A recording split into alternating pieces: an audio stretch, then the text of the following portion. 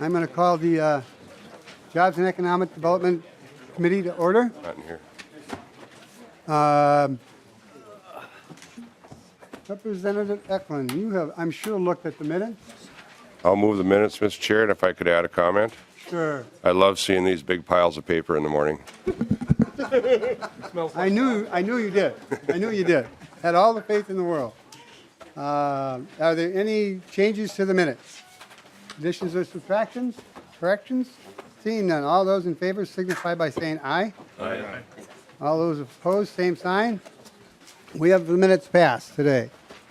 Well, today we're going to mark up this 2208.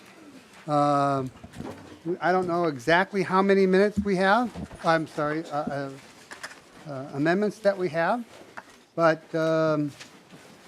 we all have election certificates, get to say what we want. But if you talk too long, we'll be back here tonight after session. So with that, I'm going to hand the gavel over to Representative Mahoney and go to the table.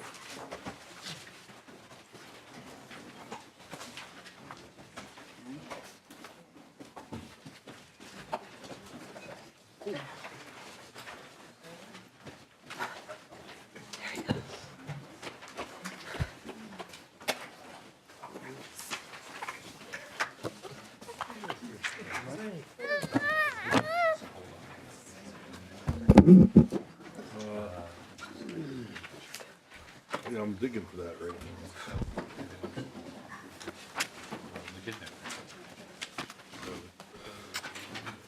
Is it pulled already? It should be in there somewhere.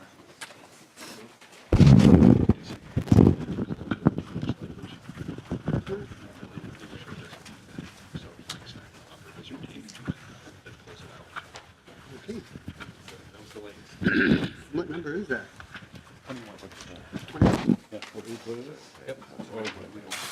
Okay. I like the way this morning started. I think I've gotten 3 so far pulled and probably one more before we get to it. Mr. Chair, Good morning, Mr. Chair. Please state your name and proceed, Chair Mahoney. I'm Representative Tim Mahoney, and I would like to move House File 2208 to be recommended to pass and sent to the Ways and Means Committee. Thank you, Mr. Chair. We have a motion to refer House File 2208 to the Committee of Ways and Means, and I see you have some amendments, Mr. Chair. I do have an amendment, and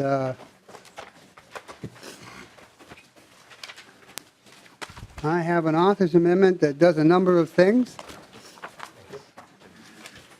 I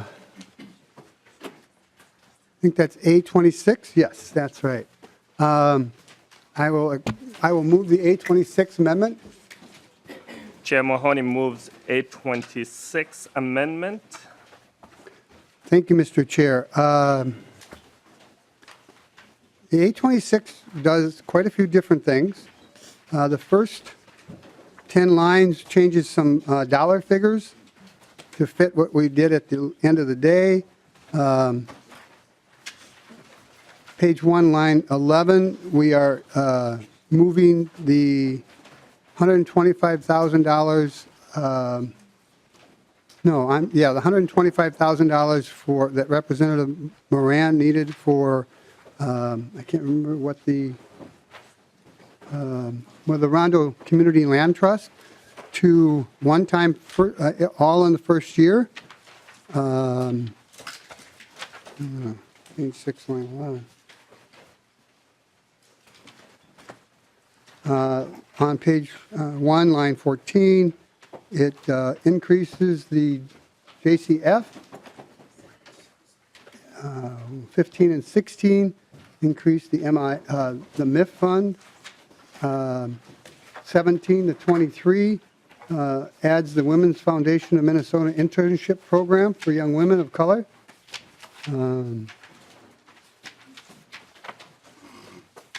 Page 2, line 1, we correct the name of one of the organizations. Page 2, line 3 and 4 specifies that the chair and minority leads of the committee with jurisdiction rather than just the legislature.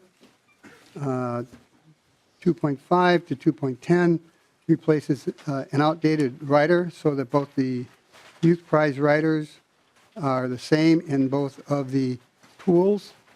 2.11 to 217 allows the Minneapolis Park Board Earn to Learn and Teamwork to be included in the Opportunity Workforce Development Discretionary Funding Pools.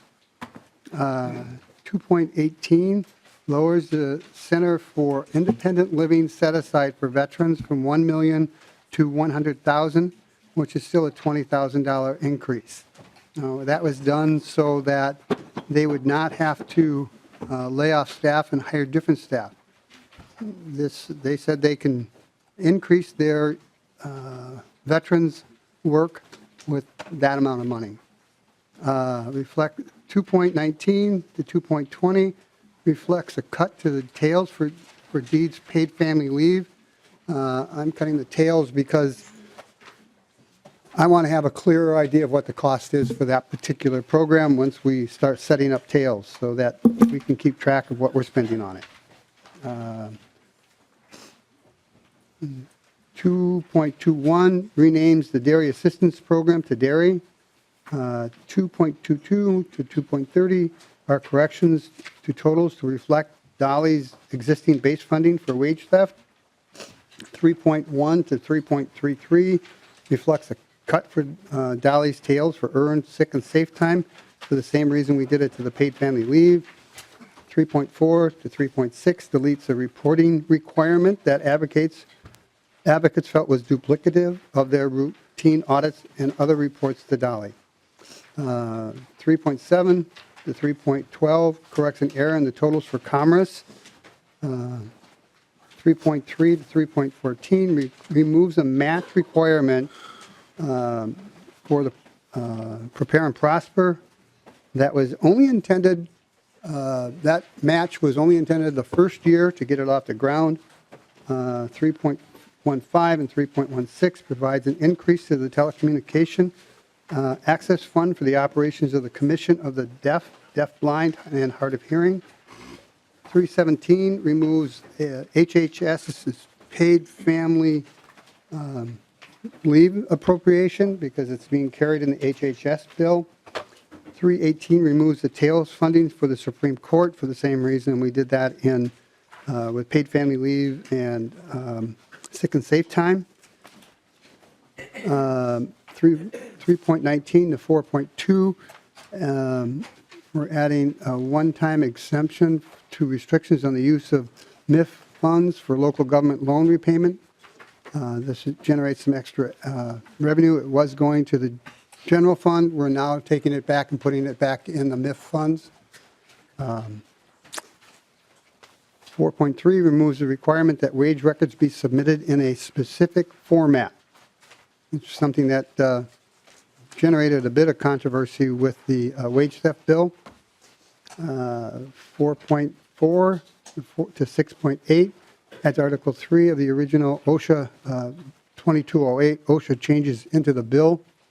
6.9 to 8.14 adds Article 14 of the original 2208, which requires solar installers to be licensed as both electricians and residential contractors so their clients can have access to the residential contractor recovery fund. 815 to 10.2 adds Article 5, which makes the licensing changes and lowers the fees for combative sports. 10.3 to 10.4 exempts residents of border-to-border broadband from changes to the ISP regulations. 10.5 deletes 914, which is the financial institutions account. 10.6 to 11.17 makes technical changes to the student loan advocate program. And 11.18 to 11.21 deletes all the data practice language from the unclaimed property provision. which saves this bill a stop in the public safety or judiciary. And they said they didn't really need it. That's what this amendment does. I'll stand for any questions about the amendment. Thank you, Chair Mahoney. Discussions from members? Any discussions on 826? Seeing none, all those in favor, please say aye. Aye. All those opposed say no. No. The ayes have it, so the amendment has been adopted. I think the next amendment is the A19. I think that's Representative Dabney's. Yes. Representative Dabney, you have A190360. Will you proceed to offer that amendment? I would, Mr. Chair. Mr. Chair, this language, this amendment amends the community prosperity grants language related to opportunity zones. The opportunity zones are federally designated areas of low income and higher unemployment in the state. There's 128 of them around the state, 60% of them in greater Minnesota. A lot I could say, but I think the chair wants me to be brief. This amendment simply asks the Department of Economic Development to prioritize in the distribution of the community prosperity grants those communities, support community groups and neighborhood organizations in those targeted communities so that the community's voice can be involved and engaged in the use of these monies. With that, I ask for member support. Thank you, Representative Dabney. Any discussions on A190360 amendment? Seeing none, all those in favor, please say aye. Aye. Opposed? Seeing none, amendment has been adopted. Thank you. I think we have the A190411. I think that's Representative Sundin's amendment. I'll move that amendment. Representative Sandin moves A190411 amendment. Any explanation on that amendment, Representative Sandin? It just directs the Department of Labor and Industry to execute consumer awareness regarding licensed contractors and non-licensed contractors, the benefits and some of the pitfalls for using one or the other. Any discussion on A190411 from members? Seeing none, all those in favor, please say aye. Aye. Opposed, say no. Amendment has been adopted. We have the A1, which is Representative Moran's, and I'd like to lay that over till she's here so that she can make the offer to withdraw it. Mr. Chair, A1 has been withdrawn. Oh, it has been withdrawn. The A1 amendment was included in the author's amendment. What that does is, for the Rondo community, I don't want to go back and look, moving the split 125 per year into a 250,000 up front the first year, so that they can accomplish what they're trying to accomplish over there in Selby. I think the A6 is in the next amendment, and I'm not sure whose that is.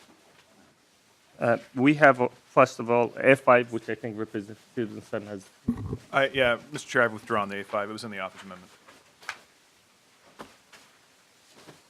We have A6 amendment.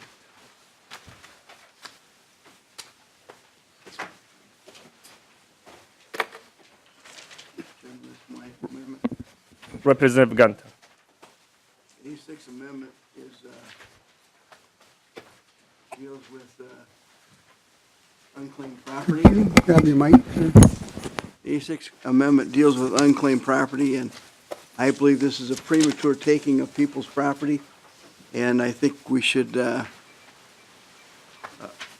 revise that to the way it was before, because I think what we're doing is prematurely taking people's property away from them. And it all isn't money or stocks. A lot of it is real property. And a lot of them are family heirlooms that people don't even know about. So I think we should and always have been doing everything we possibly can to identify those people so they can claim their property. It might take a little while, but it's worked very well. And I used to, back in the olden days, have a lot of fun trying to find those people in my district because it was all listed by zip code. And it was, boy, you should get excited people on the other line. I have something. And if you didn't have their vote before, you'd have it after that, I'll guarantee it. Mr. Chair, Chair Mahoney. as much as I respect Representative Gunther and his knowledge about these particular things, if we delete that, we are also deleting the upgrade of their computer system, which will speed up this process. You might, in the past, it's been difficult once you were identified to actually get that money out. Sometimes the cost was almost greater than what it was worth by the time you were done. And I have seen their program on trying to find these people with their lost assets. It does take, they do wait 3 years and 5 years, depending on what the particular item is, before they go in and take it. So I would not support this particular amendment. Thank you, Chair Mahoney. As I recall, their computer systems are almost 20 years old as the system that they're using. So any discussions from members? All those in favor, please say aye. Aye. Aye. All those opposed, please say nay. No. Amendment has not been adopted. We now move to A7 amendment.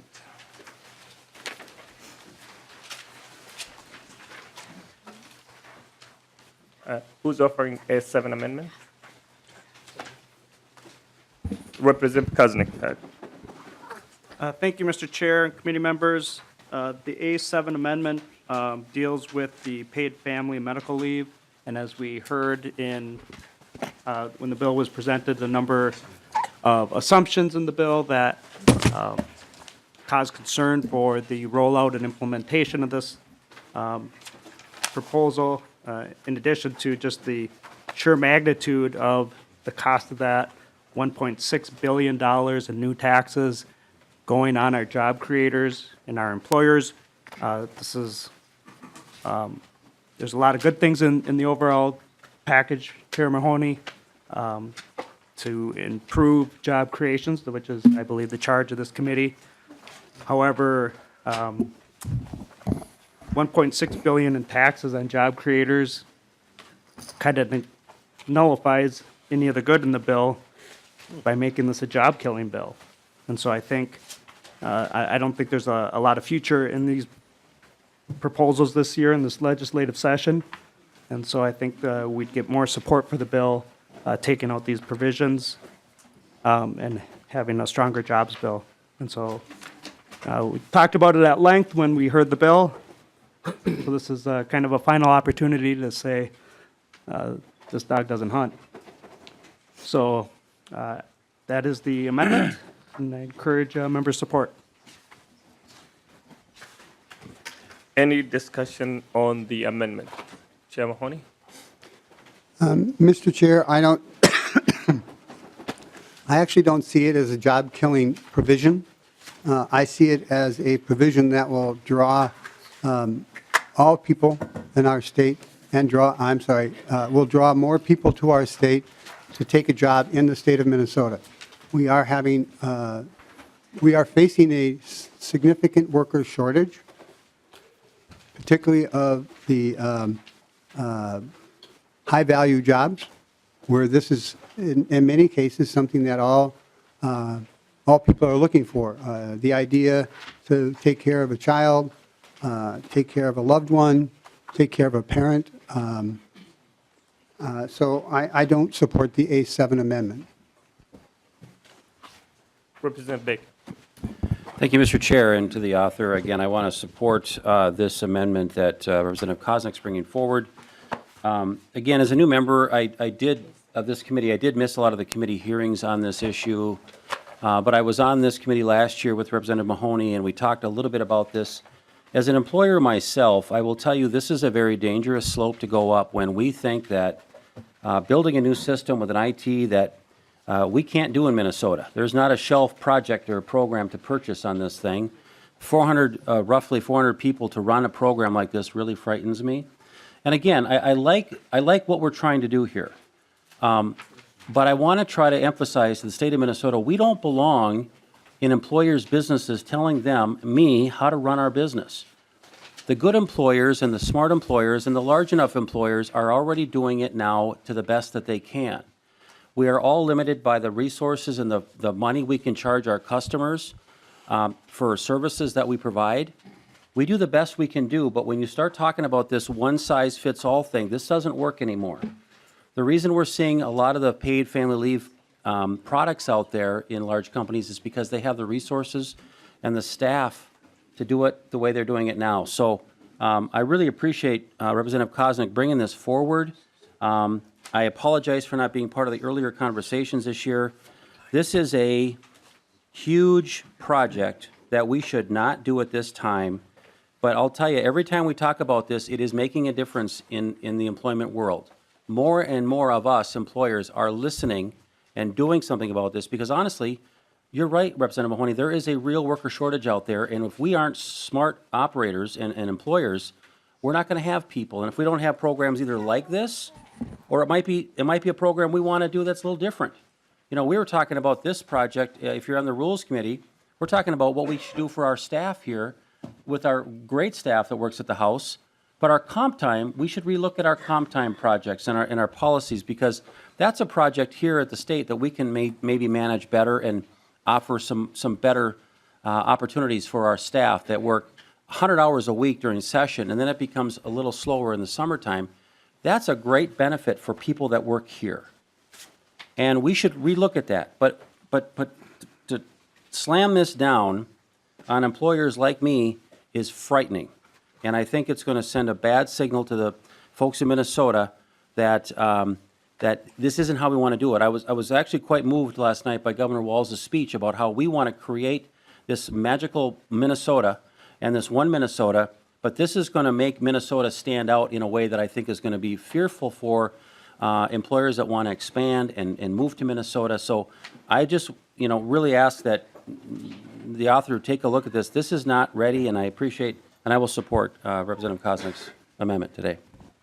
Representative Robbins. Thank you, Mr. Chair. Thank you, Representative Koznick, for bringing this amendment forward. I've heard the debate on this provision in a couple committees and have been discouraged by the progress of the evolution of the language as it's gone through the process. Originally, the tax was going to be split. I honestly didn't support it at the beginning either, but originally, at least, the tax was going to be split between employees and employers, and now the tax is 100% on employers. And to your point, sir, there are a lot of high-value jobs that are attracted by these benefits, and companies are already providing them. The market works. It may not be exactly where we want it, but employers are providing this because there is a worker shortage, and they'll continue to add it in ways that make sense for their size of a company. This affects employers. There's no small employer exception in this language. It's if you have one employer all the way to the largest company. And I've heard from many employers in my district where they have no idea how they're going to support this. And we already have such a high tax rate on employers. We're 5th highest in the country right now. And adding this on top of the taxes they already pay, I'm afraid will drive employers away. Even though we already have a worker shortage, employers are looking for ways to attract workers, and they will meet this demand in ways that make sense for them and their employees. And so I think the market is already working, and we just need to let it continue to work. And if we do consider this in future sessions, there are many other models out there. New Hampshire and Vermont have a joint model where it's employee voluntary participation and contribution. There's another model in Oregon that's worth looking at. So I just think that there are ways to do it where it's less onerous and going to hurt job creation less. So I don't think this helps with our mandate as a jobs committee, and I support the amendment. Representative Gunter. Thank you, Mr. Chairman. And I think of small employers. I don't think of the 3Ms. I don't think of Minneapolis School District. Minneapolis School District has substitute teachers. Not that anybody could ever be a substitute for you, Representative Abney. I've heard nothing but good things about your ability to teach. Thank you. But there are small businesses, accounting businesses and stuff like that, that won't be able to turn out their clients' work. A grocery store, I had 100 employees in my grocery store in Fairmont. There wasn't one of them that we couldn't live for 12 weeks without, and we very often did it in our own little way. They got money regardless. But small businesses can't afford it. Small business can't do it. Small businesses, many of them will have to stop business. And I think one thing doesn't fit all. If it's a big business like 3M, the state of Minnesota, no problem. Mayo Clinic, no problem. But small gas stations, any other kind of business in greater Minnesota, 85% of our businesses are small business. We have to do something to accommodate them because they cannot put up with this. Very often it's going to put them out of business. And businesses like accounting firms, small accounting firms, they're going to move out of state. And they are very high-paying, very rewarding businesses. So you want to make government employees? I'm 100% behind it. If you want to make 3M and companies with over 500 employees out there, I'm 100% behind it. But not the little guy. It's unfair, and very often they will no longer exist. And they're having a hard enough time the way it is. Representative Davnie. Thank you, Mr. Chair, and I'm just opposing the amendment. I'm hearing from my friends on the other side that we should have a checkerboard of benefits for Minnesota families and that the market works. Well, as we've seen in the last several decades, the market works for employers. It doesn't work for families. And we need a Minnesota that works for families so that they can work for Minnesota. And I'm hearing from small businesses in my area who want us to move forward on this legislation. They need a structure through which they can provide this benefit. And state action provides them with that structure. So a healthy discussion, but I would oppose the A190360 amendment. Thank you. Representative Haley. Thank you, Mr. Chair, and appreciate all the work that's gone into this concept, but I have to concur with things that have already been said and what I'm hearing from my communities as well, that my larger employers are providing these benefits in a structure that works well for them, and that my small employers are concerned about the mandate. I had 3 emails last night, accounting firm and other firms that said, we are working, our employees are extremely valuable to us. They're the most important thing we have is our employees. So if a parent gets ill or a child gets ill or somebody is adopting a child, we work with our employees. We want them to stay, we want them to be happy, and we work as a team. That's what these small businesses are about. They are like families themselves.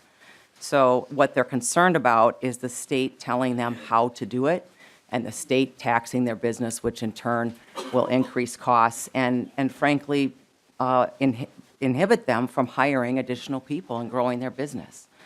So that's a real concern. And some of those things have already been mentioned. What hasn't been mentioned is that this mandate will apply to cities and counties as well. And we don't have an understanding yet on how that will get executed and what that will do to property tax rates. So I see this as not only a tax on business, which then is a tax on goods and services, but also could cause additional property taxes. And so it's that downstream effect that I'm also very concerned about. I would support the Kosnick amendment. Thank you. Representative Cagle. Thank you, Mr. Chair. And I guess I just wanted to direct people to page 58 subdivision 2, which says that it's not 100% on the employers. Employers and covered business entities may deduct up to 50%. So we're still allowing the 50-50. So I just wanted to make sure that everybody saw that. Any more discussion? I just wanted to add, this is about families. This is about providing them a place where they can go to. 12 weeks of paid leave for those families so that they can take care of a newborn child, so that they can get back to work. United States and Papua New Guinea are the only countries which don't have any form of paid family leave. So we're creating an opportunity for individuals to have a chance to continue to work and also attract many people, because we're providing a program that will assure them if they have got a newborn baby, we will take care of them. This is good for our economy. This is good for families, and we should support the family paid medical leave. Representative Gant. Thank you, Mr. Chairman. I had 193 employees, and most of the time I felt like I worked for them and they didn't work for me, because I cared a lot about those employees. And if there was a sickness in the family, I would allow as much time as I could afford and pay them for it. But to mandate this, to make I have to, there are quarters 3 months, that my cost for benefits exceeded my net profit. Net profit's what I get to spend after everything else is paid for. And I don't think you can last too long having stuff like that happen. But I really cared about them. I had the best health insurance in the city of Fairmont for years. And I cared a lot. And then when health insurance got up, I covered my employees 100%, not their families and them. I did as much as I could. But don't forget, the little guys will lose their jobs if the employer goes out of business. They won't have anything. And it's going to be tough on them. Seeing no any other discussion, all those in favor, please say aye. Aye. Opposed, say no. No. Motion amendment has not been adopted. We have A9, Representative Hassan. Thank you, Mr. Chair and members. The A9 amendment is just a technical fix. On page 9, line 6, we're just putting in, of this amount, $200,000 is for the Pathways program to create fellowship for professionals of color in children's mental health. This amendment does not increase the funding. It just ensures a portion of the funds to be spent on the Pathways program to increase diversity among mental health workers. And this flexibility was included in the original bill and is supported by the Washburn Center and the chief author of the bill, Representative Adelson. Any discussions on A9 amendment? Seeing none, all those in favor, please say aye. Aye. Opposed, say no. No. Amendment has been adopted. We now have A10 amendment. Who's offering A10 amendment? Representative Gunton. Thank you. The A10 amendment increases the transparency and accountability of all these many programs we're starting, and many of them are very good programs I wholeheartedly like.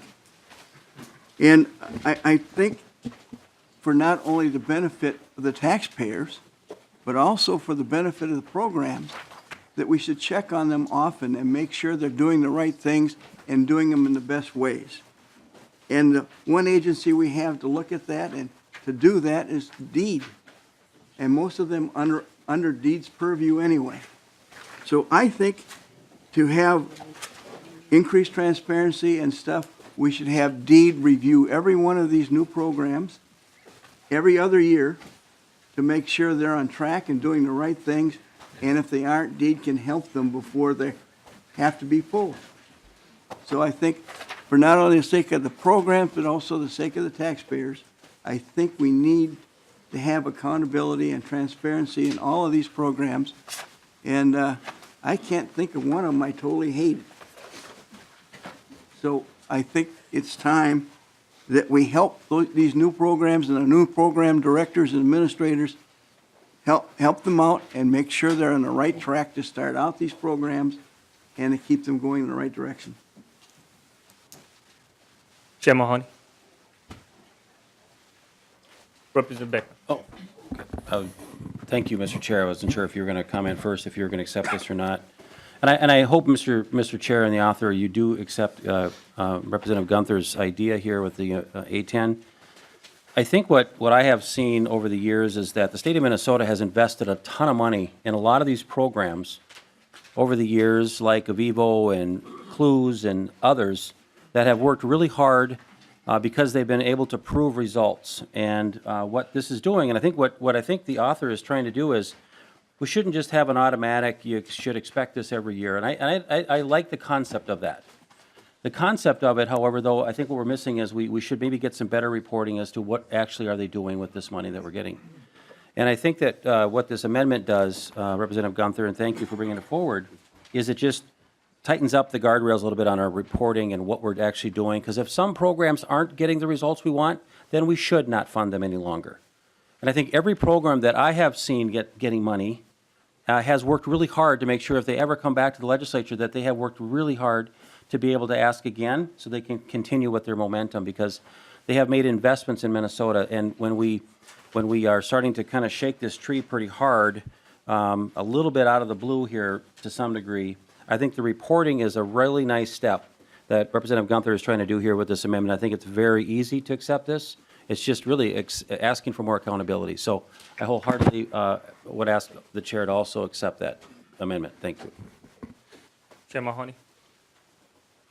I love this amendment. It's something I've been talking about for an extended period of time, for many years. I'm going to oppose it for the simple fact that there's money that's engaged in it. And I'm going to find out how much it will cost. I will be having a request for a fiscal note on this. And we still have Ways and Means where I'm looking at a number of these particular provisions, and I want to try to put something like this in. It's just a matter of how much the fiscal note is. I have stretched our budget as far as a rubber band, and it's starting to get pretty close to popping. And I don't want my fiscal analyst to have a heart attack. So I do like this, and I think I'm going to Ways and Means this week or next. I can't remember when. And in the next 2 or 3 days, I'll be speaking with Representative Gunther and a few other people to see what we can afford. If I've got money in this bill someplace to put stuff like this in. Representative Gunther. Thank you, Mr. Chairman. Representative Mahoney, I've known you for a long time, and I kind of knew you'd like this amendment. And I know you'll look very hard to get it. We will try. Yep. We'll try to have it ready for Ways and Means, but at this time, I don't want to send my bill back to the drawing board as the fiscal analysts would tell me I'd have to do. So. Representative Kazner. Thank you, Mr. Chair, and I'm encouraged, Chair Mahoney, of your lukewarm support, or maybe it's even a little warmer than that, support of the Mahoney-Gunther report on this provision. But, trying to figure out what we can afford, this amendment, keep in mind, helps us categorize and better manage the monies within this. So we kind of can't afford to not have accountability with some of these programs. And so I appreciate Chair Gunther offering this amendment and an idea and your willingness to explore it some more. So I think it'd be a great addition to the jobs report. Representative Robin. Thank you, Mr. Chair, and thank you, Representative Gunther. I'm also a strong supporter of this amendment. I have run 3 different nonprofits over the years, and one of the things that would be of great benefit to the people who would have to do this reporting is, increasing their skills and capacity as a nonprofit. So it's not punitive; it's actually a benefit to them to professionalize their operations. And I do think that the fiscal note hopefully will come back very small, but there's ways to address that. I mean, the Minnesota Council on Nonprofits is a wonderful resource. They probably have a basic reporting sheet that we could just give out when people receive their grant money and say, fill this out, and there should be pretty low cost involved in getting the basic reporting done. And I know there's a lot of programs that already provide technical assistance. We heard from Propel Nonprofits and others, so that could be part of it. Or we could even have a little, surcharge on the grantees, point X% of their grant has to go towards reporting. I think that there's very simple ways to accomplish the goals of this amendment without a big fiscal impact. And so I'm really encouraging the committee to support this amendment. I'm sure we can figure it out. Representative Hassan. Thank you, Mr. Chair. I just want to speak on the piece about accountability. We just keep talking about accountability, and I have sat in many different boards of nonprofits. They're doing the work. Many of these small nonprofits, community-led nonprofits, are doing the work. And adding more requirements and more enforcement, they're reporting the work, I think sounds ludicrous to me. So I don't think this amendment is necessary, but the chair supports it. So I just want to say on the record that many of these community-led nonprofits who are the front line of the problems in the community already are doing the work, and it's really adds on to their load, to more reporting and more, enforcement added to their list. Thank you. Chair Mahoney. I just want to repeat, I don't support the amendment today, but I'll work on trying to find ways that we can fit this in. Representative Blake. And thank you, Mr. Chair. I want to echo a lot of the thoughts that have been said. I really appreciate what Representative Robbins has just said too, that a lot of these organizations already existing with some basic reporting as well. I think what Representative Hassan said too, we don't want to put more work on these grantees necessarily. I think what we're looking for is to get it back, a report to us to see if these programs are working. If they're already doing a lot of the reporting, let's tighten this down a little bit. If Representative Mahoney is sincere about wanting to do something like this, let's just put in a little tighter guardrails so we don't put more work on the grantees. Let's make sure we get the right kind of reporting. I don't want to overwhelm DEED with, again, a whole nother bunch of cost to do this. Let's get it into a summary form, but we can do this with the help of the grantees that are doing the work, and then DEED can kind of come out and just review it quickly with a 3 to 10 page summary, and let's not make this more complicated than it needs to be. So again, I appreciate the comments today. Any further discussions? Representative Clark. Thank you, Chair. Thank you, Chair. I certainly love data, and I have a bill or an amendment that we'll discuss later on that starts to get at the same idea, but is a little less prescriptive. I absolutely agree that there are nonprofit groups out there who are doing an amazing job collecting data for themselves to use. I don't know that it's always getting reported back to DEED. And in an amendment later on, I'm simply proposing that we ask them to include in their report what other data would be helpful to evaluate these programs. What data is missing? What could be comparable across programs so we can have a way of actually comparing which programs are being the most successful, and rather than telling them what data they need to report to us right now, giving them the flexibility to tell us what data they need to collect, how to collect it, and how to evaluate the programs for the best results. Representative Gunn.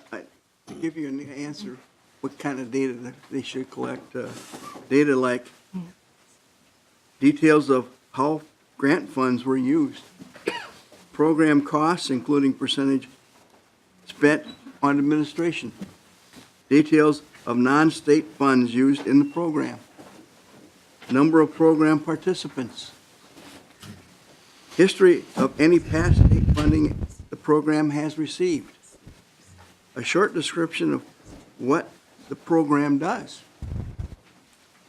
to extend the practical, qualifiable measures of program success. And this will, if they pay attention to these things, they will be successful. My idea is not to cut any program. My idea is to make that program stronger, and it will grow for a long time and help a lot of people. That's what I'm trying to do. But these are examples of what they can collect, and I appreciate you like data. Maybe Deed will hire you. Representative Moore. Thank you, Mr. Chair. So, as one who believes in accountability too, and I do think for many of the entities that we fund here, we do it without much transparency, without much accountability, and without much reporting. We just do it, and we do it consistently year after year after year. But I was looking at the A10 in the description of what the reporting needs to be. And some of the things that I think about when I'm looking at reporting, because we want to know, this is about jobs. So how many people were able to get into the workforce? What was the impact of that? What was the outcome of it? Were people sustained on a job for 6 months or 12 months? Or how do we prepare folks to get into the workforce? How many participants were trained or pre-trained? Because often in some of these small organizations, especially for those who there's many different factors or challenged communities, you have to prepare the participants for the workforce before they get into the workforce. So are we capturing what we really need to capture to ensure that we are allowing people to get the training and the knowledge they need so that they are in the workforce and they are self-sufficient and not relying on the state? So I wouldn't say that all the criteria here matters, but how do we capture what it is we want to capture when we're looking at creating jobs and creating a workforce that is diverse? Representative Robbins. Thank you, Mr. Chair.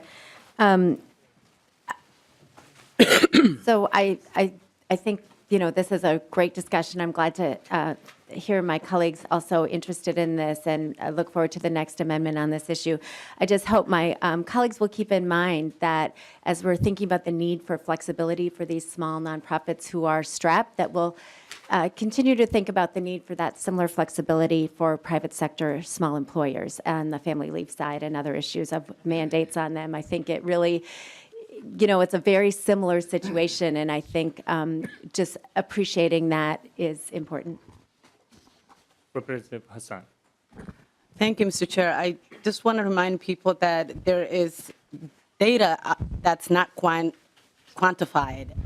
When small nonprofits get a phone call from a concerned community member at 2 a.m. in the morning about their kid missing, how do you quantify that data and how do you put that in numbers? So I am for accountability, I am for transparency, but let's just remember that these small nonprofits are the firefighters. They put out the fire. They're the front line in these communities. And some of the data, there's no way to quantify that data. There's no way to put them in numbers. Thank you. Representative Kosny. Thank you, and I do want to just speak to this real briefly one more time to some of the questions that came up.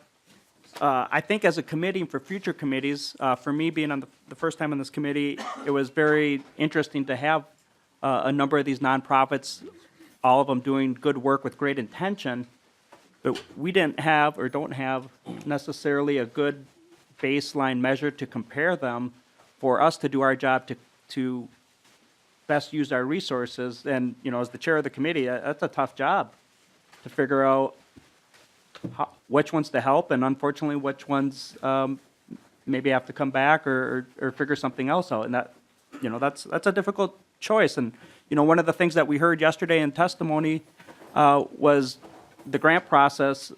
Some grumblings about that the commissioner we're trying to give them discretion to make those choices.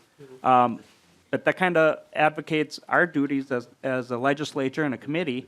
And so some of the questions that were asked, I think we should be supporting something to have more accountability and as a tool, not necessarily an enforcement, but as a tool for the Jobs Committee to do our job and make the little bit harder decisions, but to have some good data on that's listed out here so that we can better decide where to spend taxpayers' resources in the most efficient manner to create more jobs and economic development for this one state of Minnesota that we keep talking about. And so I think that is really helpful. There is, we can't list out in the report every single metric that might be important, and that's okay. That's why we're here to discuss it and debate it and evaluate it more fairly, more thoroughly. But we have to have a starting point with some metrics. So, Mr. Chair Mahoney, I hope that there is a way that we can work this in, and I think there's some good questions that are brought up with this on this discussion with this amendment. But I don't see how helping future committees evaluate the many of these programs is not a good idea. So I wanted to make sure that that's on the record. And thank you, Chair Gunther, for submitting this amendment. Chair Mahoney. Again, I believe this particular amendment is a good start. I don't have a fiscal note, and I do think we need to be cautious when we put burdens on whether it's business or nonprofits. So I want to look at the amendment, and when we come to Ways and Means in a few days, hopefully I'll have an answer and combine this amendment with Representative Claflin's amendment, trying to figure out so that even next year, because we will get requests next year, we have some data if we can. But I'm going to be voting no on this particular amendment.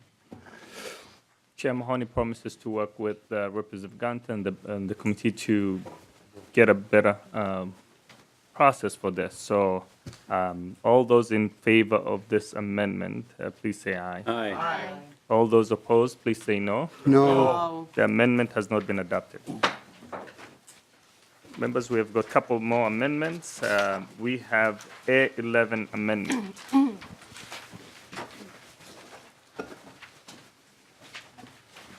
Representative Thank you, Mr. Chair. Well, I'm actually encouraged by a lot of what we heard in the last few amendments. So this A11 is basically it would delete all this earned sick and safe time, which I know you're probably like getting a little, you don't like that idea, but we just heard that we can't put any more regulation and burden on people who are getting tax dollars to run nonprofits. This thing actually does exactly that. I believe the author, both in this committee and in labor, testified, is it another regulation? Yes. Is it a burden? Yes, but you get used to it. When you couple all these regulations and burdens together, when you run a small business, you don't really get used to all the additional paperwork. You find yourself sitting behind a desk and not actually doing your job anymore. And if you really want to fund the previous amendment by accepting this one, you'd have plenty of money. I actually had a gentleman who is the CEO of one of the largest convenience store chains that was founded in this state call me 2 weeks ago. They operate in 10 states. Because of this particular bill and the family leave bill, they are not going to be investing in the state of Minnesota going forward. The other 9 states, yes. This is the type of stuff that happens when we think we have a one-size-fits-all program, which we've heard on both the sick and safe as well as this one, and even about the nonprofits now. You're kind of arguing it both ways, saying you can't do it to one group, but you can do it to the other. This thing includes one employee or more. Does that include me because I'm one employee of myself? OSHA considers me an employee of myself now. At some point, we have to understand that, like Representative Gunther said, he does everything he could when he was running his business, and so do I. But I don't need a whole bunch of paperwork to spend weeks and weeks and weeks doing to show that I'm doing it. If I'm doing it, my employees stay. And if I'm not, they go somewhere else. We are in an employee's market. They can name their price. Yet we think we have to fix everybody's problems.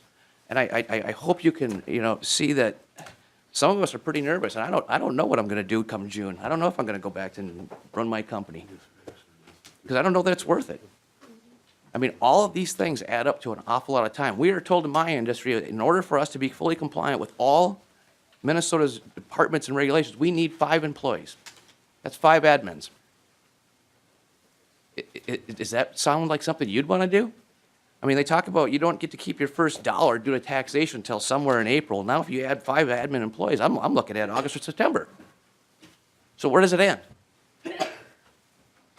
I've been very generous to my employees. I've given them all kinds of stuff. I mean, to this day, every one of them, we're friends, even that don't work for me anymore. In fact, one of my best ones, he now is master carpenter in the union. But when I decided to do what I'm doing now, he went back to that. And, you know, I just talked to him last night, and this stuff is job killers. You cannot have employees if you have no employers. And these small employers make up the bulk of the who employ everybody. So I hope you would, I can see by that look on your face, I'm probably not selling you, but I hope you would take this under advisement. Chair Mahoney. Well, I have concerns with paid family leave too, but my problem with it is that we'll attract way too many people from Iowa, Wisconsin, and North and South Dakota to come work here because we actually take care of our employees in a manner that they should be taken care of. So I'm going to be voting no on this particular amendment. Representative Kuznick. Thank you, Representative Mecklin, for bringing this amendment forward in the discussion. And as I drive in, from Lakeville every day, get a little more radio time. And just today, and practically every day, you hear about the job situation in the state as you listen to the news. Today was one of the metrics was the lowest in since 1969, I believe. I can't remember exactly what metric. But if you look all across, right now, employers are doing what they need to do to attract and compete for workers. And a lot of that is already incorporated with paid time off, and it's not mandated. Employers are doing it because it's a benefit, and it helps them keep their relationship with their employees, to treat them fairly, and to have a successful business. A good employer understands that, and they're doing it. And so I don't think that this is a necessary provision. And so thank you, Representative Mecklin, for bringing this forward and sharing your experiences and your stories but there's many more stories like that across all of our communities of people just trying to make it, and they need a little help, and they find somebody that works hard and shares their vision and gives them a job to provide for their family, to do a little self-dignity and work, and they're part of the American dream, and employers recognize that. And with some of these provisions, it just makes it harder and harder for people to do that, and they're not coming to Minnesota. They're going to states that they don't have to have these mandates, or they're just giving up, like Representative Mecklin's story suggested. So we know where the trend is on some of these amendments, but I think the point is necessary to bring up and just have that discussion. So thank you, Representative Mecklin, again. Representative Beck. Thank you, Mr. Chair. I want to again thank Representative Mecklin for bringing this forward. I think my concern to this is that this omnibus bill is trying to put in two really large mandates at one time with the Paid Family Leave Act and as well as the Earn Sick and Safe. These are big deals. One is 400 employees to kind of get it up and running and an IT system that we haven't developed yet. This one here is probably going to be another 30 to 40 employees that will take somebody to operate and manage. And to the Chair Mahoney, you've been one of the guys that I think really knows about balance. When I have sat with you on a lot of these meetings and committee hearings, you've brought up good points from both sides of the aisle. You fight against the unions as much as you fight against the chamber because you find the right moment for the right issue, you speak right. And I think you've always had that balance. And we don't agree a lot of times, but I think your bill today that you have to put your name on has a lot of employer mandates. And I think I'm asking you, and I hope that we can maybe look at supporting this, that it's a big double whammy for employers. Again, this is for small employers too.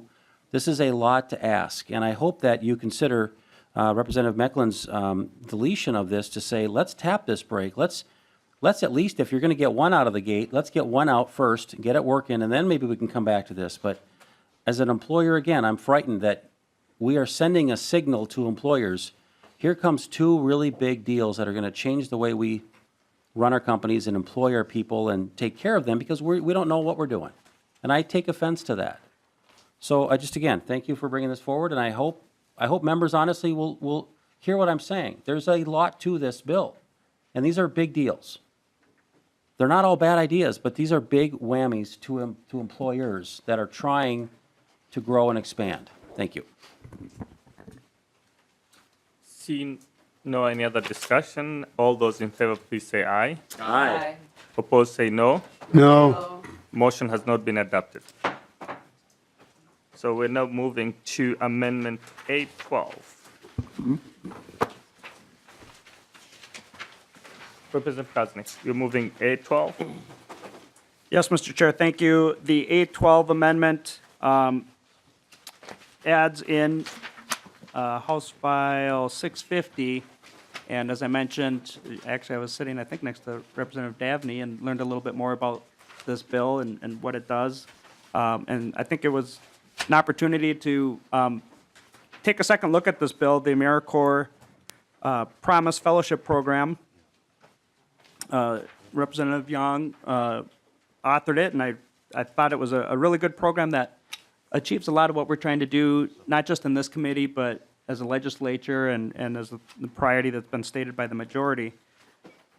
You know, a lot of the job programs that we did here, we're working with adults that went wayward, maybe in trouble with the law, maybe some chemical dependency issues, some family issues. And so often we hear about, well, if we just start earlier and keep people on the right track, it's going to save the state a lot of money. And Representative Mahoney, I mentioned before, I appreciate the difficult job that you have of putting a bill together, and not everything can get funded. But I want to take a second look at this bill for the AmeriCorps, for these fellows to work with more at-risk youth. You know, their flyer says the AmeriCorps Promise Fellows serve off-track students in grades 6 through 12 with data-driven supports designed to engage them in school and keep them on a path to graduation. One of the eye-awakening things that I learned when I first came to the legislature that I think is pretty embarrassing as a state is the huge and nation-leading achievement gap that we have for our students of color. We pride ourselves so much on our education system, and on average, we do have a good education system, kindergarten through 12th grade. But I don't know why, but this is something that I would want to kind of focus on as in my time here, that our students of color are not achieving at the same or even close high school graduation rate. Like I said, is embarrassing. And so I recognize that their ask was for, I think, $1 million each year. You know, to help out, this amendment cuts that in half, and maybe we can try giving them some support. Chair Mahoney, you and I work on the Latino Affairs Council, on the advisory board, and so a little bit more intimately know the challenges and the work that they've done, but the challenges that community has in the graduation rate. But ultimately, this is a jobs track that I think you know, has had some good success in some of their other programs that they do, but with the vulnerability and the impression that 6th through 12th graders have, I think is an opportunity for us to make some progress towards reducing that achievement gap and graduation rate. And so I offer this amendment. I appreciate the authors and co-authors, Representative Davney, Representative Moran, and Lee. And so I hope that you would find this something that we can fit in. I just think was a great program, something that I'd like to see instituted even in my school districts. But they're looking to do things across the state, so it's not just a metro kind of program, if you look back at their handout. So with that, I'll offer the A12 amendment, and I hope that this is something that we can agree on. I think in general, we're all working in the same direction, but this is just a small opportunity to to make a difference in a lot of kids' lives. Chair Mahoney. Mr. Chair, Representative Koznick, this was a tough decision. I just didn't have the funds to actually do what they were asking to, or basically replace federal money. So at this time, I'd ask for a negative vote on this particular bill. Representative Jean. Thank you, Mr. Chair, and thank you, Representative Koznick, for bringing this bill forward. I really appreciate that you recognize the disparities within our communities of colors and indigenous people, and I appreciate that you wanted to do something about particularly my community and indigenous community. So I look forward to having more conversations with you on what we can do together to also address these issues. And I will be, as this bill moves forward to the next meeting, I'll be working with Chair Mahoney to address these concerns too. So I hope we can connect afterwards to talk more about this. Thank you. See no any other discussion. All those in favor, please say aye. Aye. Those opposed say nay. No. Motion has not been adopted. We're now moving to A14. Who is offering? A14 is again Representative Koznick. The A14 amendment, Mr. Chair,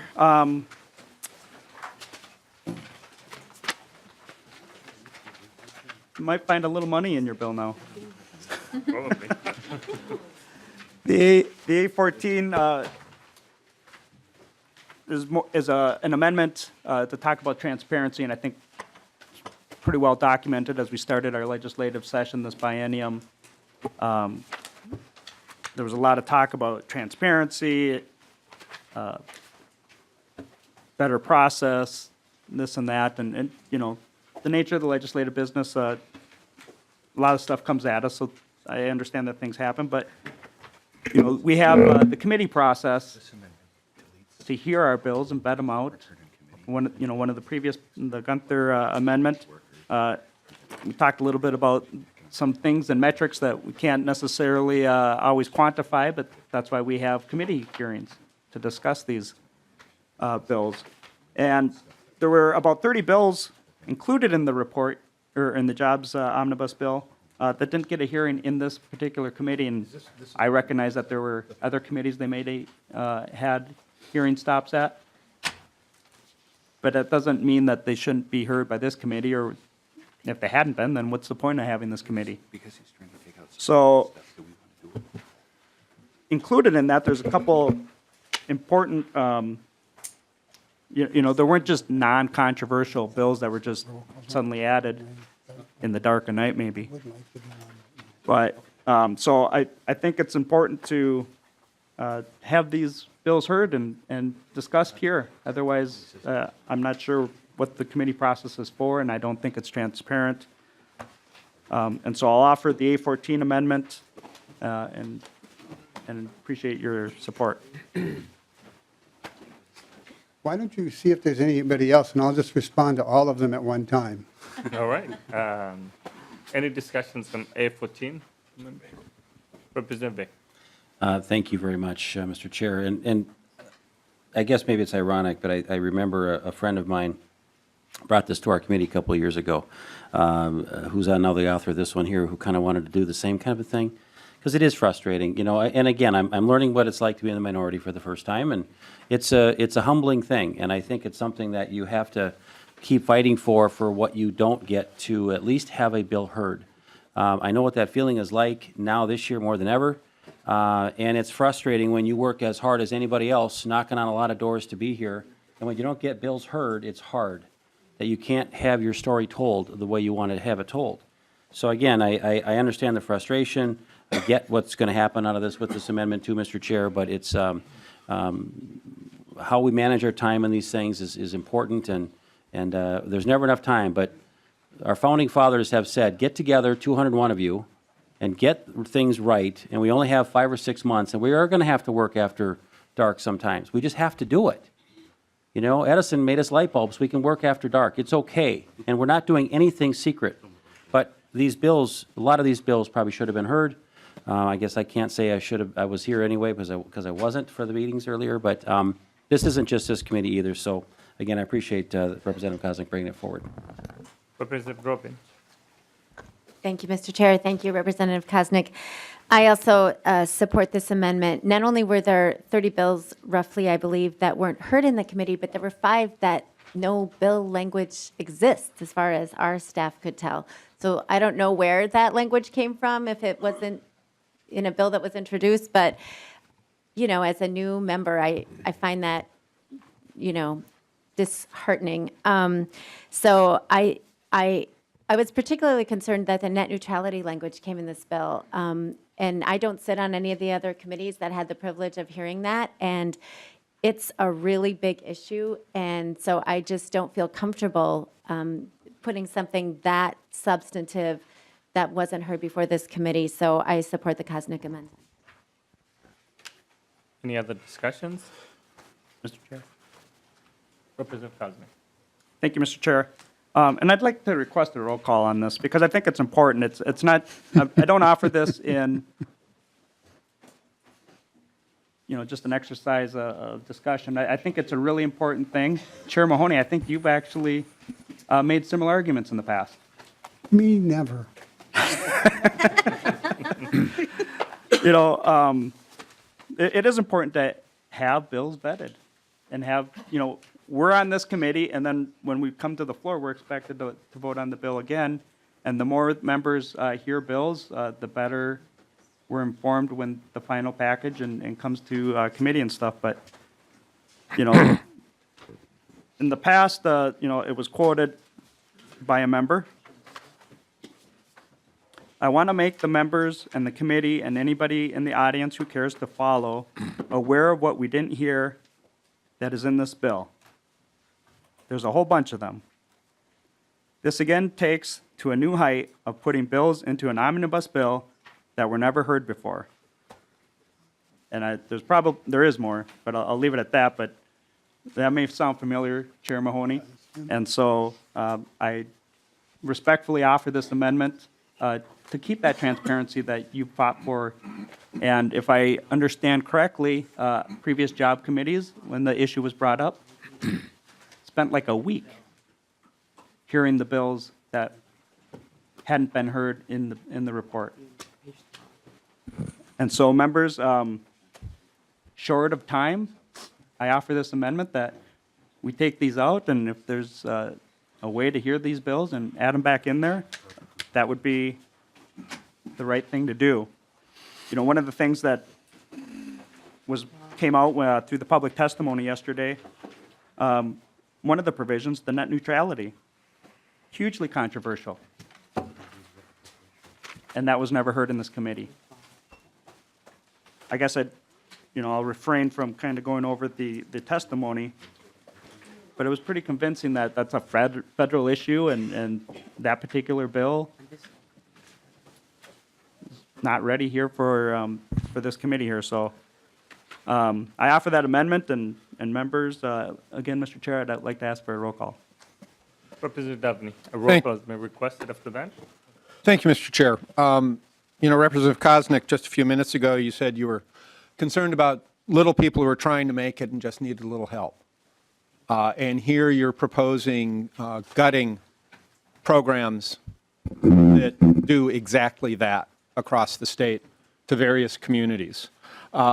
Greater Minnesota Business Development, proposed deleting from the bill. The Community Prosperity Grants, I offered an amendment to that language just a few minutes ago. That's a new program that is targeted at low-income census tracts with high unemployment. There's one that starts 3 blocks from my house and goes west from there. Fathers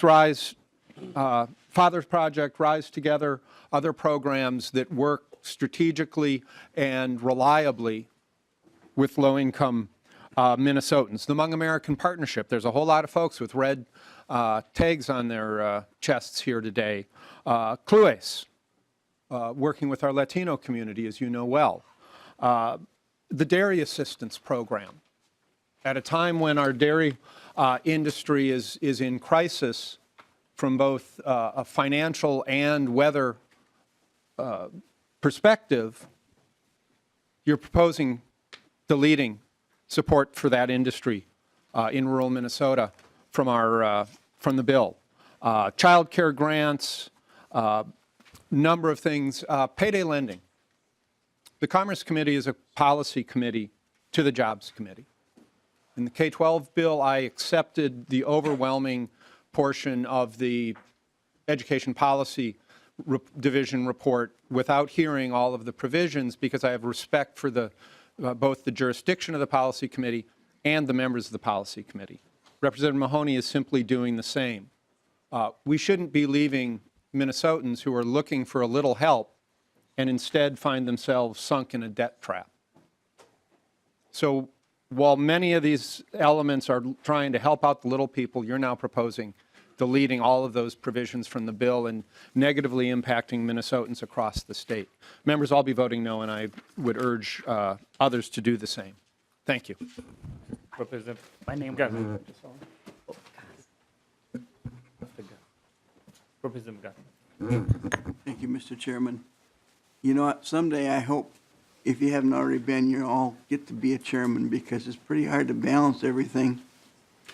And you do things for different reasons. In a way, it's like playing poker. You don't add something in because you know the other side of the aisle, that other side, the Senate, that being the Senate, desperately wants that. And in order for you to get things that they don't have of yours in there, you have to give them something they want. It's a hard job to balance time to hear some of these bills. And I've been there, and it's not necessarily a fun part. This is kind of the gauntlet, kind of, so to speak, that you have to sit here and listen to the other side's amendments and say things that you want or don't want in them. But this amendment right now is saying, I'm going to take away from you, Mr. Chairman, your ability to do those things you think are necessary to move forward you and your party's agenda. And remember one thing that we both suffer from. We'll pass bills this time that we don't like, but remember someday our side will be in charge. And we'll take those things that we don't like and we'll change them, and they won't be here anymore. That's the simple facts of life.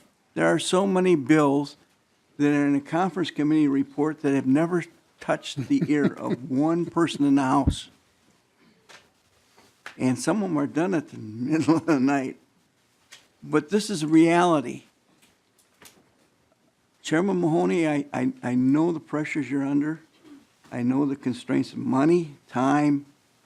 I know what you have a strategy to pass the things that you want that the Senate doesn't want. It's part of the things that we have to do here. And I sincerely hope that someday every one of you are a chairman and have to see those pressures up close and tight, right? Because it's not that he doesn't want these things. He just doesn't want them right now. Thank you. Representative Cosner. Thank you, Mr. Chair. And Representative Gunther, I certainly acknowledge a lot of the pressures that are on Chair Mahoney and to run a committee and put these things together. But as was mentioned, I did support the previous bill for that program, but we heard that bill, and that's how I learned about it. And Chair Davney had a nice little talk and talked for quite a while. That's how many things that were in the bill that we didn't have an opportunity to discuss. I don't know how you knew what was in those, and the rest of the public would know what things were not heard if we had had a hearing on them.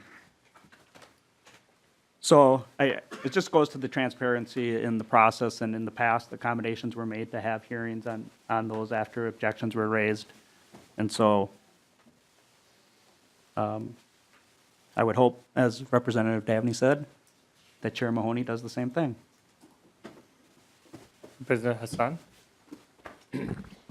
Thank you, Mr. Chair. And members, someone in this body today said it's frustrating to be in the minority. Well, I would say try being a minority your whole life, where your voice and your community interest does not matter, and most of it is overlooked. Our communities of color and indigenous communities struggle every day. They struggle to put food at the table. They struggle to put good schools in their kids. And Minnesota has the best and the worst. I have said this before, I believe, in many of the communities. We have a great communities thriving, and we have disparities that are so bad that our communities of color are struggling, and indigenous communities are struggling in every level of life. So when I look at this amendment that cuts out all the communities of color and indigenous groups out of the Omnibus bill, just one thing is clear to me, that communities of color and indigenous communities' interest isn't presented. And moments ago, I believe, the same representative that's offering the amendment said that he cares about, disparities, and he cares about educating our, students of color. So cutting all of these programs doesn't fall in line with what has been said earlier. I oppose this amendment, and I encourage members to oppose it. Thank you. Representative. Thank you, Mr. Chair, and thank you, Representative Koznick. In my view, the point we're trying to make is not pro or con any of the 30 items. The point is that we did not hear them presented in this committee. So I guess I need to speak for myself on that, but I want that on the record. And Chair Dabney made some of those other points too. The challenge is that they weren't vetted, and so we didn't get to make the choice of A versus B or F versus G. In the new structure that the majority has in place with divisions being subsets of other committees, our understanding was that we would get a division report. I don't believe we received a division report from Commerce that had really important provisions in it, like net neutrality, so that this committee would have a chance to fully vet it and to make a choice, yes or no. I am accountable to the folks that elected me to this immense responsibility to sit in this chair. And with that comes those difficult choices of yes or no. So that is what we're asking in this amendment, is to make sure we know what's in this bill and to go back and tell our constituents and our taxpayers why we voted yay or nay on any provision and why we made the difficult choices that we're all making. Thank you. Representative Stevenson. Thank you, Mr. Chair. I wanted to speak a little bit about the net neutrality, since it's been mentioned a few times, and make a few points. One of which is that, to start off, the net neutrality bill doesn't contain an appropriation. It is a policy bill. And it was heard in 3 different policy committees. It was heard in the Commerce Committee, the Government Operations Committee, and then it was heard in State Government Finance on a policy basis. And in each of those committees, testimony was given, testimony was heard, amendments were offered. Amendments were offered by the minority party and were accepted by the author. Representative Carisha had an excellent amendment in the Commerce Committee that was accepted. Throughout that time, we met with industry groups and got feedback and changed the bill at those requests. We met with people from government agencies, from the Department of Commerce, from the Broadband Office, and made changes and reflected that. So there's been a long and lengthy process on the net neutrality bill that has been very open, that has been very transparent. The last thing I'd say about this committee is, so, when you have a hearing on a bill in a committee, there's certain things that happen, right? You have notice of the bill coming up, and you have a chance to hear testimony on the bill. You have a chance to offer amendments on the bill. You have a chance to discuss the bill, and then you get to vote on the bill, right? Those are the essential elements of a hearing. Well, we're doing all of that on all of these things, right? Take net neutrality as an example. We knew net neutrality was in this bill a long time ago. We had an opportunity for people from the public to come and talk about net neutrality. We know that because a lot of people did come and talk about net neutrality to this committee. Members of this committee, both the majority and the minority, have the chance to offer amendments to that. And, the members that are concerned about net neutrality could have offered specific amendments to improve the net neutrality language and make changes. It was their right. They have election certificates. They could do that. And we could have considered those. So there's all of the pieces of the hearing on net neutrality are happening here. This is the opportunity to have that discussion. And so I think this amendment I understand where the minority is coming from, but I don't think it's appropriate, and I'll be voting against it. Chair Mahoney. Thank you, Mr. Chair and members of the committee. Most all of these bills that are in this particular amendment have been vetted through multiple other committees. I lead a finance committee. I don't lead a policy committee. We do hear and include policy in this bill and in discussions here that have been vetted by the committees prior to us that are primarily policy committees. I had the Policy Committee of Labor, of Commerce. I think there's another one in there. No, Greater Minnesota is a Finance Committee. So net neutrality, payday lending, child care grants, public access for the handicapped to new buildings and remodeled buildings have been heard in the policy committees that feed to this committee. A couple of the Innovation Collaborative, Community Prosper grants were all gone over, and we all had opportunities to question, to talk, to complain or praise items in the governor's bill. Many of them are not at the dollar figure that these policy committees or the governor wanted, but that's the joy of being a chair of a finance committee. You get to make decisions about what gets in and at what level. So this is exactly what previous chairs have done.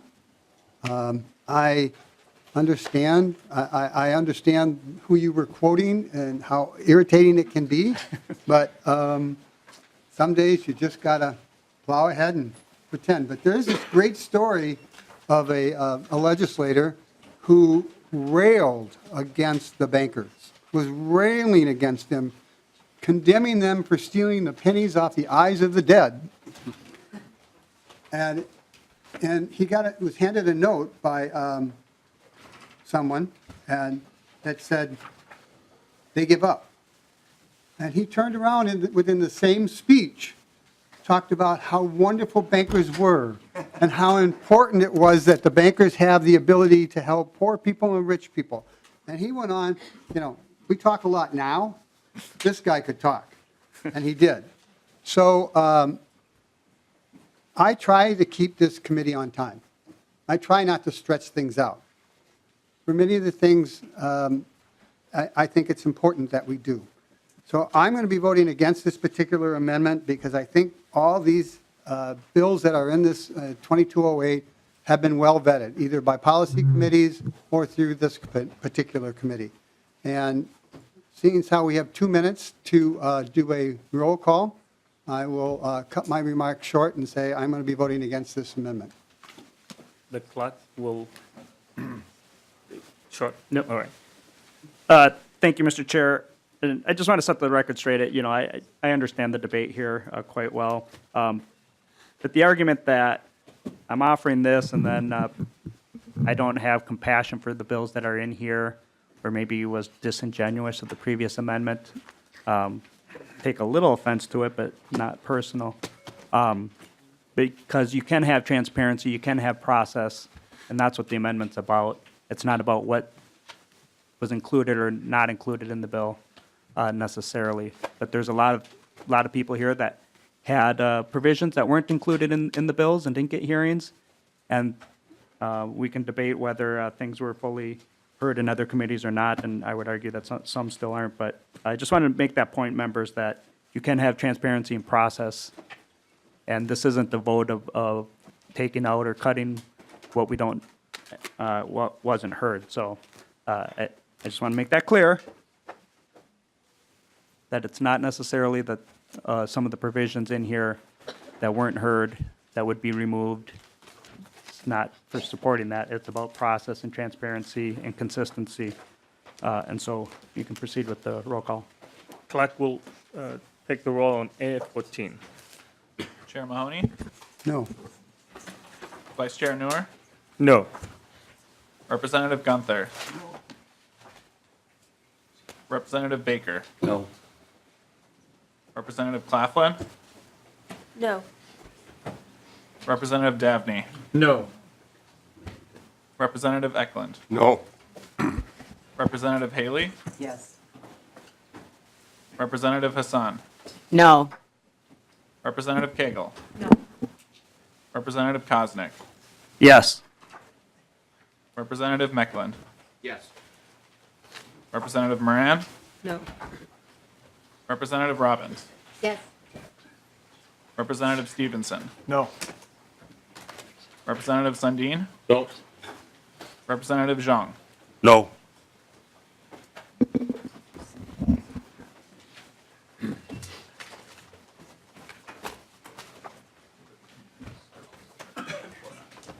Four ayes, 13 nays. The amendment has not been adopted. Mr. Chair, I think we will go to recess and we will reconvene 30 minutes from when the session ends in the basement. I know many people came to Did you say 10 minutes? 30 minutes. 30 minutes after session. At least we can get some time to eat dinner and then come to the meeting. So we will recess and meet 30 minutes in the basement after session. All right, yep. That's the good one, Jim.